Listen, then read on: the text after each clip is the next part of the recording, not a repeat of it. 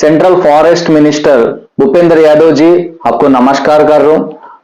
मैं Andhra Pradesh west Godavari Undi constituency और आकिवीड मंडल का तरफ से इधर कोल्लेरू विलेजेस का आदमी है। मैं सबका इधर कोल्लेरू पीपल सब लोग आपको थोड़ा रिक्वेस्ट करने का सोच रहे, वो रिक्वेस्ट में मैं बात कर रहा हूँ। थोड़ा हिंदी आता मेरे को, इसलिए सबका तरफ से सबका रिक्वेस्ट, सब पीपल क्या है, क्या बात कर रहे, क्या सोच रहे इन लोग, आपका तरफ से रिक्वेस्ट इन लोग क्या कर रहे बोल के मैं आपको बताने को इधर अभी वीडियो कर रहा हूँ। ముందుగా అందరికి తెలుగులో కూడా చెప్తున్నాను, मैं ये తెలుగు में भी ट्रांसलेट कर रहा हूँ, क्या बात कर रहा हूँ क्या बोलते। తెలుగులో నేను చెప్తున్నా, కొల్లేరు అభయారణ్యం ప్రపంచంలోనే రెండవ స్థానంలో 245 కిలోమీటర్ల విస్తీర్ణంలో అతి పెద్ద మంచినీటి సరస్సు కింద మన కొల్లేరు సరస్సు ఉంది. కొల్లేరు అభయారణ్యం అంటారు, మంచినీటి సరస్సు ఇది. ఇండియాలోనే ది బిగ్గెస్ట్ 245 కిలోమీటర్ల మంచినీటి సరస్సు ఇండియాలో ఇంకెక్కడా లేదు, అది మన కొల్లేరులోనే ఉంది. సో ఇది రాబోయే భవిష్యత్తులో కానీ భవిష్యత్ తరాలకు కానీ ఇది కొల్లేరు సరస్సు కింద అవడం ఎంతో ప్రాముఖ్యత, ఎంతో ముఖ్యం కూడా. ఇది భవిష్యత్ తరాలకి మంచినీరు కానీ వాటర్ ప్రాబ్లం కానీ రాకుండా ఉండాలి అంటే గనక ఖచ్చితంగా ఇది మంచినీటి సరస్సు అవ్వాలి. ఇది సరస్సు అయిన తర్వాత ఇక్కడ పక్షులు పెరుగుతాయి, ఇతర రాష్ట్రాల నుంచి ఇతర దేశాల నుంచి కూడా పక్షులు వలస వచ్చి ఇక్కడ గుడ్లు పెట్టి పిల్లలు చేసి మళ్ళీ వెళ్తాయి వస్తూ ఉంటాయి. ఇక్కడే సరస్సు అయితే అతి పెద్ద మంచినీటి సరస్సు దగ్గరలో ఉండడం వల్ల చుట్టుపక్కల ప్రాంతాల్లో కానీ రాష్ట్రంలో కానీ నాకు తెలిసి ఇతర రాష్ట్రాలకు కూడా ఇక్కడ నీటి సరఫరా విషయంలో కానీ నీటి ఎద్దడి విషయంలో కానీ సమస్యలు ఉండవు రాబోయే రోజుల్లో. సో ఇది సరస్సు కట్టడానికి ఇక్కడ ప్రజలు ఎవరికి ఇబ్బంది లేదు. కానీ గతంలో జయరాం రమేష్ గారు కాంగ్రెస్ పార్టీ అధికారంలో ఉన్నప్పుడు వైఎస్ రాజశేఖర రెడ్డి గారు ఏదైతే సరస్సు కట్టాలి అని చెప్పేసి అప్పుడు కేబినెట్ లో ఆమోదం తెలపడం, దాని తర్వాత సుప్రీంకోర్టు ఆర్డర్స్ తోటి అప్పట్లో జయరాం రమేష్ గారు ఫారెస్ట్ మినిస్టర్ కింద ఉన్నారు, ఆయన కొన్ని సూచనలు సలహాలు కొన్ని ఆర్డర్స్ ఇవ్వడం, సుప్రీంకోర్టు కూడా అప్పట్లో ఈ సరస్సు చేయాలి, ధ్వంసం చేయండి కొల్లేరు లేక్ అని అంటే అప్పట్లోనే గతంలో ఇదంతా ధ్వంసం చేశారు వైఎస్ రాజశేఖర రెడ్డి గారి హయాంలో. తర్వాత మళ్ళీ కొద్ది కొద్దిగా ఎవరో ఏదో చేసుకుంటున్నారు. ఇక్కడ స్థానిక ప్రజలు ఎక్కువ ఏంటంటే మత్స్య సంపద మీద ఆధారపడి ఉన్నారు, మత్స్యకారులు ఎక్కువ. అదేవిధంగా వడ్డెర కులానికి సంబంధించిన వాళ్ళు కానీ ఎస్సీ ఎస్టీలు కానీ చుట్టుపక్కల ప్రాంతాల్లో ఉన్న బీసీలు కానీ ఓసీలు కానీ ప్రతి కులం వాళ్ళు కూడా కొల్లేరు మీద ఆధారపడి ఉంటారు. అంటే ఎందుకు ఆధారపడి ఉంటారంటే అప్పట్లో కొల్లేరు లేక్ అని చెప్పేసి చెరువులు ఏవైతే ధ్వంసం చేశారో గతంలో ఆ చెరువుల్లో దగ్గర పంట పండించుకోవడానికి చాలా ట్రై చేశారు. కొన్ని భూములు సౌడు చేరిపోవడం వల్ల ఆ భూములు మళ్ళీ పంటలోకి రాలేదు. అదే పంటలోకి రానప్పుడు అది ఎందుకు ఉపయోగకరంగా లేవు. ఖచ్చితంగా అనొచ్చు ఈ భూములు అసలు ప్రజలవే కాదు కదా, ఇవంతా కూడా కొల్లేరు అభయారణ్యం, ఇవంతా కూడా ప్రజలు సొంతంగా ఏదో కష్టపడి కొనుక్కున్న భూములు లేక చెప్తారేంటి, ఇదంతా ఆక్రమించుకున్నాయి కదా అని అంటారు. ఖచ్చితంగా ఆక్రమించుకున్నాయి, కానీ ప్రజల మనుగడ ఇంకా ఇన్కమ్ సోర్స్ ప్రజలకి వాళ్ళ కుటుంబం గడవాలంటే ఈ కొల్లేరు తప్ప వేరే ఆధారం లేదు చుట్టుపక్కల ప్రాంతాల ప్రజలందరికీ కూడా.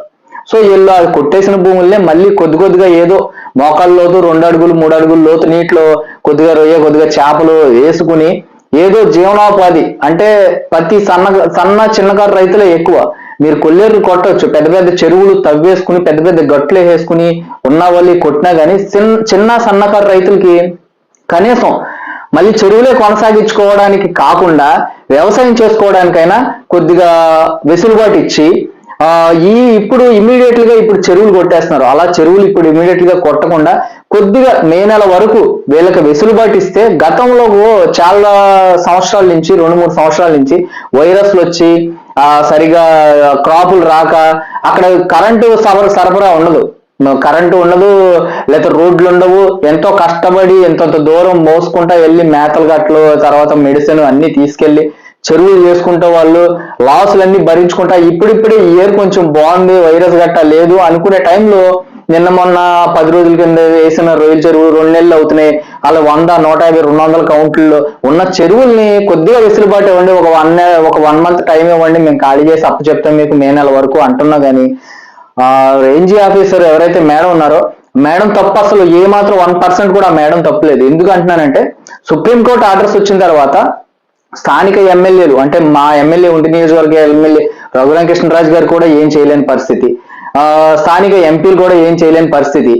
చుట్టుపక్కల ఉన్న ఏదైతే ప్రజలు ఉన్నారో వీళ్ళందరూ కూడా కోరుకునేది ఏంటంటే ఎమ్మెల్యే గారు ఏం చేయలేని పరిస్థితి, ప్రజలు మేము నిస్సహాయులు, మాకు 1-2 నెలలు 3 నెలలు గడువు ఇప్పించండి అని చెప్పి ఎవరిని అడగాలో తెలియని పరిస్థితి అనమాట. నిస్సహాయ స్థితిలో ఉన్నారు ఇక్కడ ప్రజలందరూ కూడా.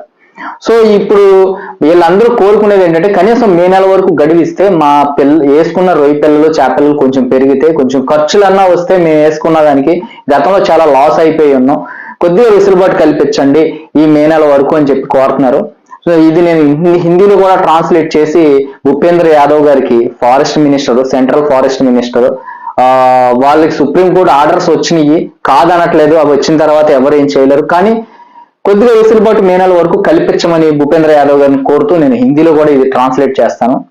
भूपेंद्र यादव जी, मैं आपको बोलने का इतना मेरा एज भी नहीं है, इतना एक्सपीरियंस भी नहीं है.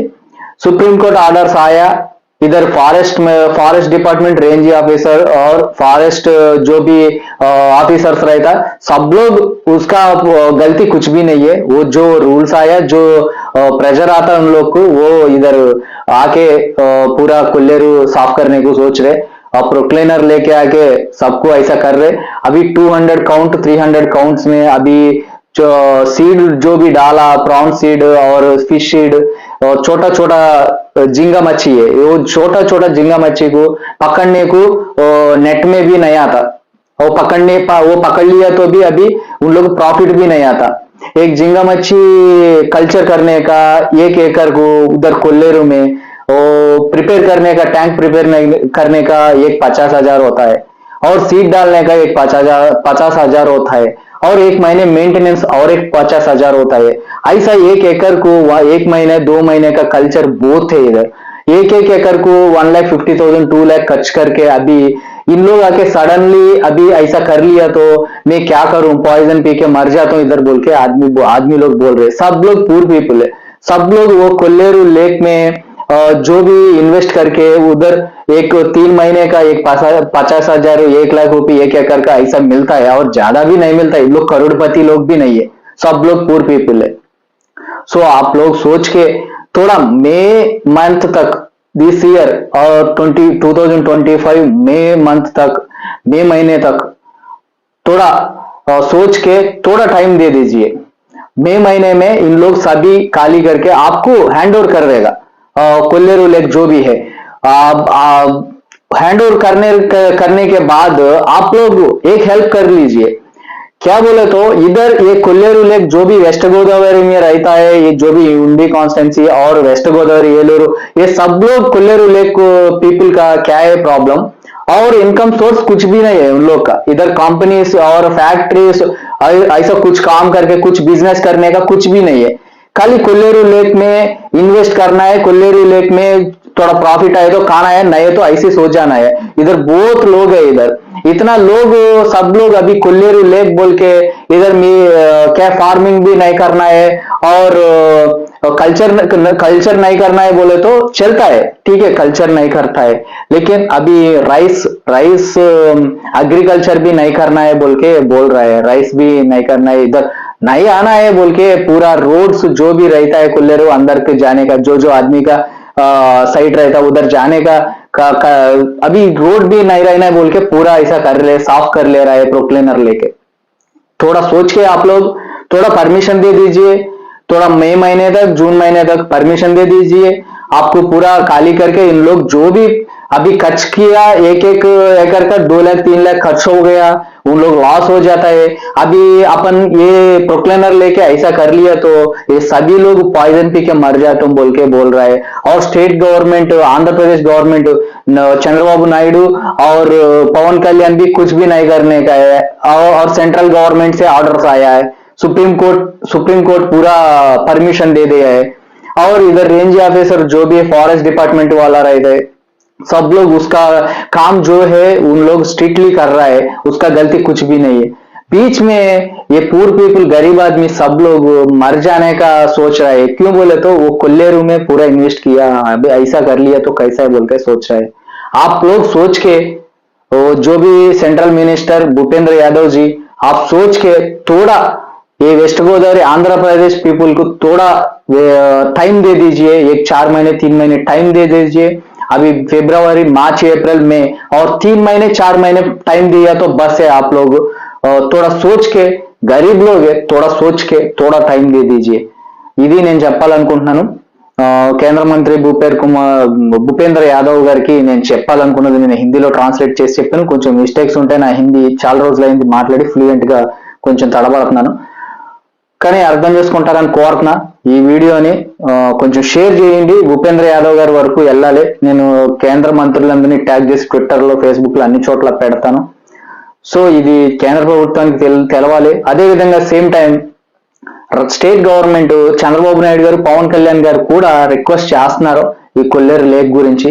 స్థానిక ఎమ్మెల్యే రఘురామ కృష్ణరాజు గారు కావచ్చు, చుట్టుపక్కల ఉన్న ఎమ్మెల్యే మన పశ్చిమట్ల ధర్మరాజు గారు కావచ్చు, లేకపోతే ఇలాగ ఏలూరు ఎమ్మెల్యే కావచ్చు, ఇలా ఎవరైనా సరే వాళ్ళ ప్రయత్నం వాళ్ళు చేస్తున్నారు। ఖచ్చితంగా ప్రజలు అపోహ పడొద్దు, గతంలో బాగానే ఉంది ఇప్పుడు కొట్టేస్తున్నారు అని అంటే కాదు। ఇది అంతటికీ ఆద్యం పోసిందే గతంలో వైఎస్ రాజశేఖర రెడ్డి గారి హయాంలో జయరాం రమేష్ గారు కేంద్ర మంత్రి, అక్కడి నుంచి వచ్చింది। అప్పట్లోనే వీళ్ళు పట్టుకుని 3వ కౌంటర్ కుదించాలి అనే ప్రజల నినాదం, ఈ కొల్లేరు ప్రాంత ప్రజల నినాదం ముందుకు తీసుకెళ్ళినట్టయితే ఇంతవరకు వచ్చేది కాదు। సో ఇది ఇక్కడ కొల్లేరు ప్రజల పరిస్థితి। కొంచెం ఆలోచించుకుని కొద్దిగా టైం ఇచ్చే వాళ్ళకి మే నెల వరకు గడువు పెంచితే బాగుంటుందని చెప్పేసి నేను ఈ వీడియో చేస్తున్నాను। దయచేసి ఇందులో ఏమన్నా తప్పులుంటే మన్నించండి।